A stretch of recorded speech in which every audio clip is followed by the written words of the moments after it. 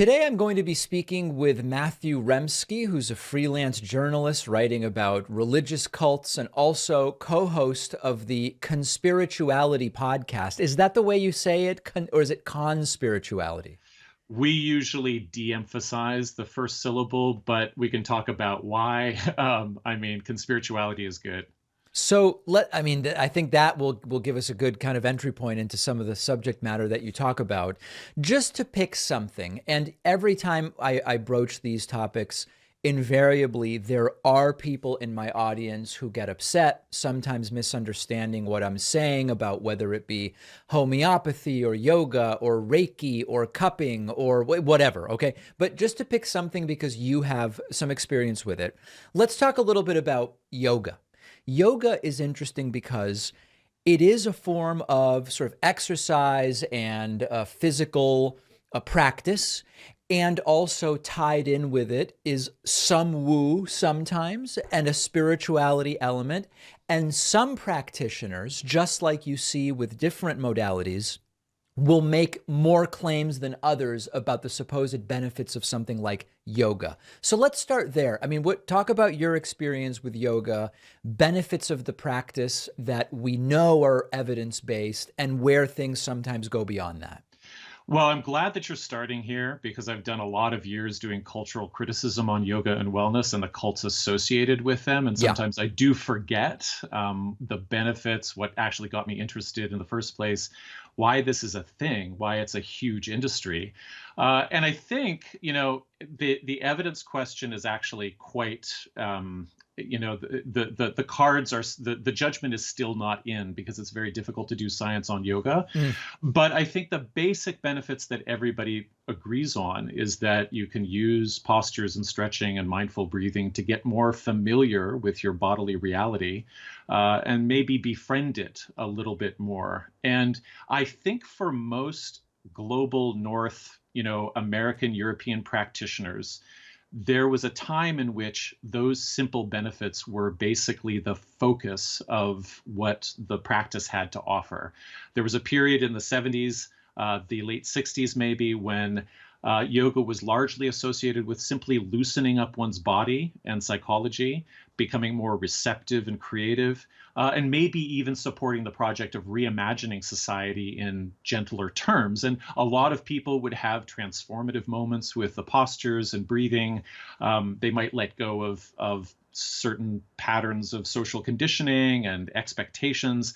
It was a kind of exercise of mellowing out or even dropping out.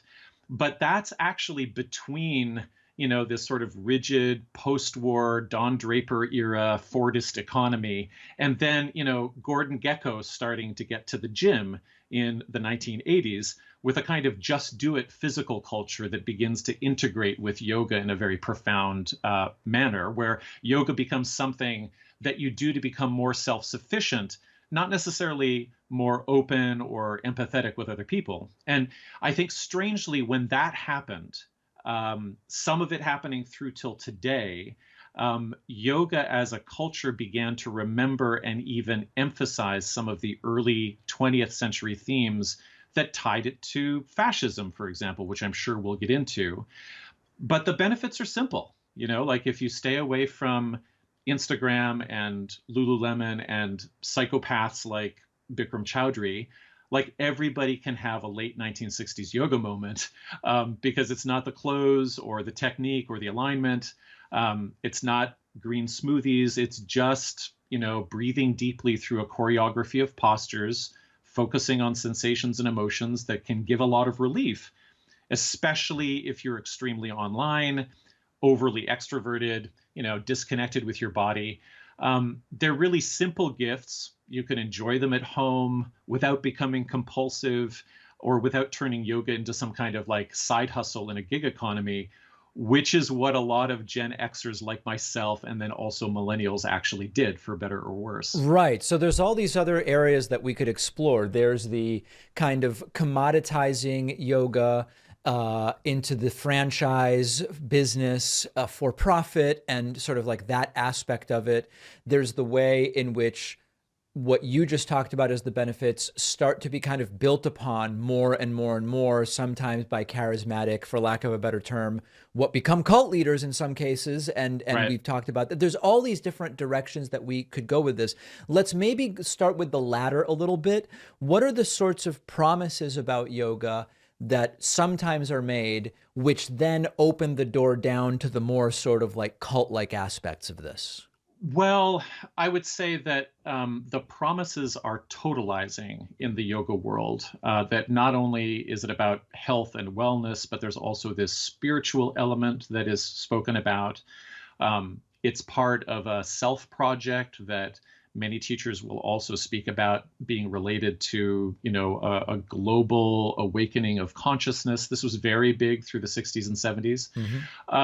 And, it's part of a general historical turn away from, community participation and towards the self project. And so ideas of personal health and, heightening your immunity and, avoiding conventional medicine become wrapped up in this as well.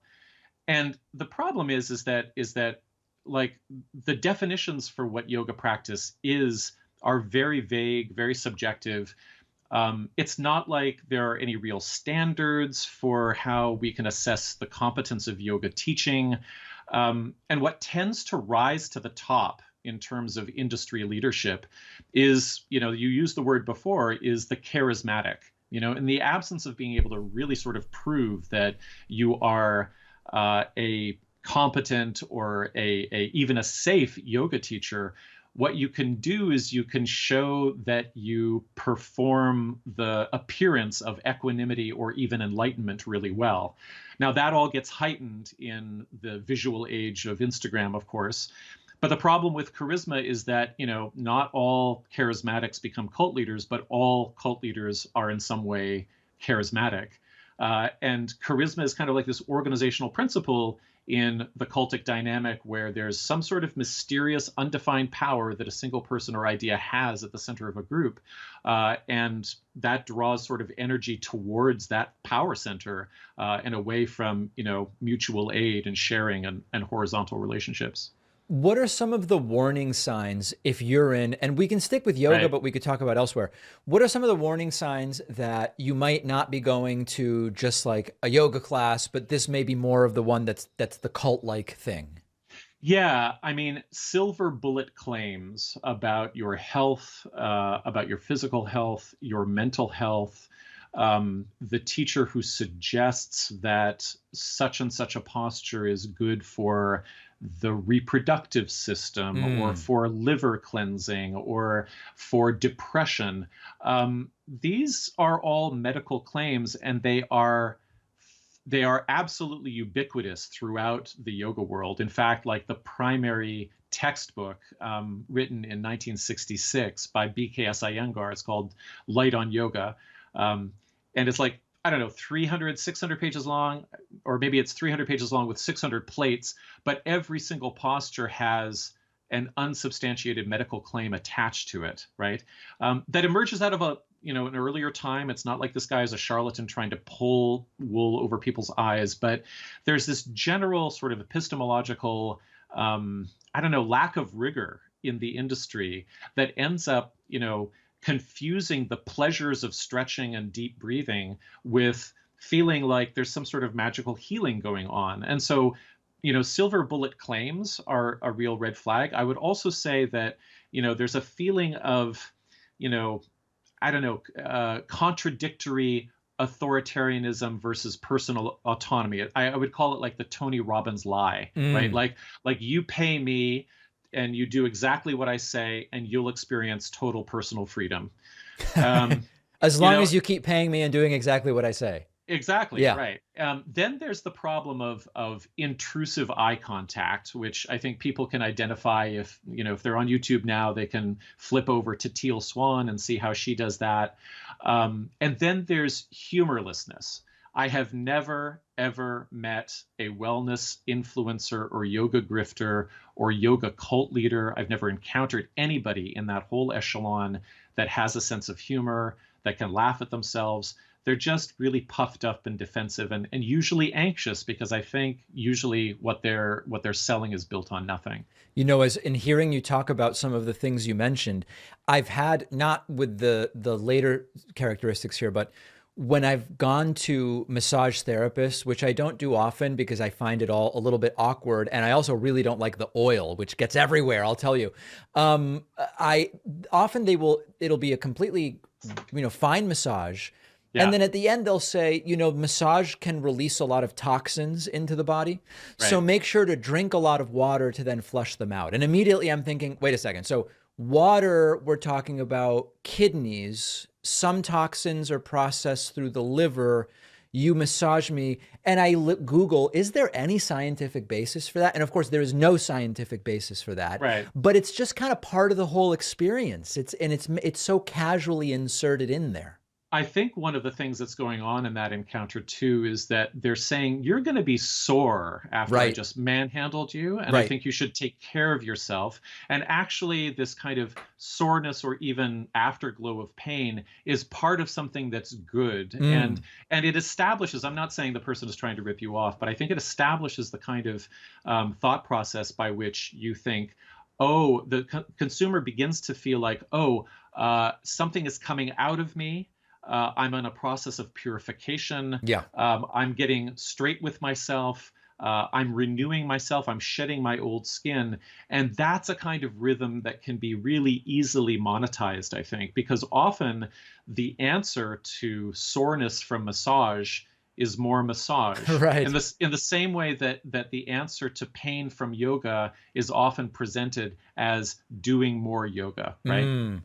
What happened during the pandemic that sent, this is not unique to yoga, but we can talk about it that way if it's more, if you're more precise in that particular category, that kind of sent yoga folks down into the conspiracy rabbit hole in some other areas? Well, a lot of things happened that flowed together to really create a perfect storm. We have a lot of people who are suddenly locked out of their places of wellness, but also sometimes, spiritual worship. And they're starting to spend all of their time at home, online. The online space is very flat, very competitive. March and April of 2020, you couldn't go onto Facebook without seeing like 25 people in my feed offering yoga classes out of their dining room on Facebook Live and trying to get paid by Venmo. Now, the industry and the community already is susceptible to conspiracy theories, to magical thinking, to a kind of, let's define the term conspirituality, which is an integration or an intersection between political conspiracy theorizing and new age promises of wellness and renewal. Right. And it's not just an intersection, it's kind of like the two things are dependent. It's because things are so bad in the world that we are being called to awaken. It's because they are developing vaccines at a very fast rate that we urgently must improve our immune system so that we don't get microchipped. So there's kind of like sort of a Mobius strip of anxiety and promises that begin to take over the online space. And what people found was that the closer they got towards, literal QAnon fever dream conspiracy material, the more popular they became. And we have a number of examples of people who vastly increased their followings because they started posting red-pilled material. Now, what happened and what was quite tragic was that they might have had an affinity for these ideas, but it's not like they had full commitment or necessarily knew exactly that, this is a blood libel fantasy. This is actually part of the satanic panic that's being extended from the 1980s. They may not have been aware of any of that, but by the time they invested their online identities with, promoting that material, some of them really lost a lot of contact with not only their business, market, but also with their families.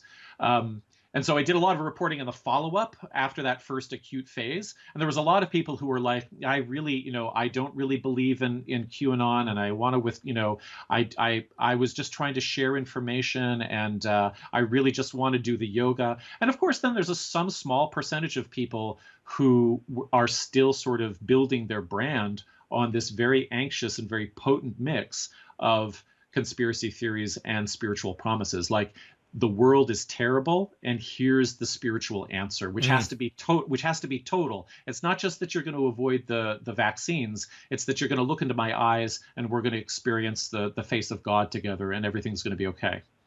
Last thing I want to ask you about, what are some new age or spiritual things that are going on that maybe I or my audience haven't heard of? Because there's so, I find these fascinating in a lot of different ways.